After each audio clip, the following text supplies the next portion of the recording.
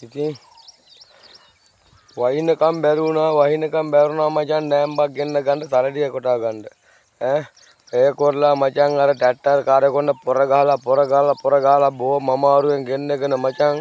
අනේ එකපාරයි දැවේ මචං අර පිටපස්සේ ඇදගෙන යන කෑල්ල කඩාගෙන වැටියන් කියහන්කෝ මගේම වෙලාවද කොයිද මචං ඒ කොල්ලා මචං ඒක හදාගෙන ආවට පස්සේ බොහොම අමාරුවෙන් පතුරු ගහගත්ත මචං පොළව පොළව පතුරු ගහගෙන මචං වැස්සෙම දෙමිතේම මචං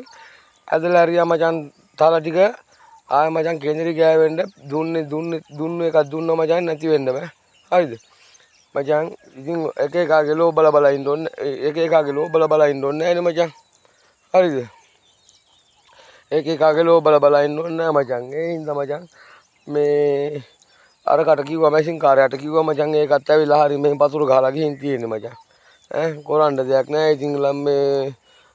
මේ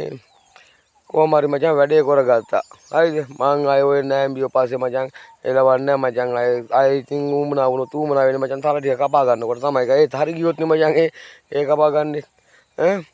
හරි එහෙනම් මචං මං තියන්නම් උඹලා හොඳින් නේද පරිස්සමෙන් ඉඳපල්ලා එහෙනම් බුදු සරණයි මං තියන්නම්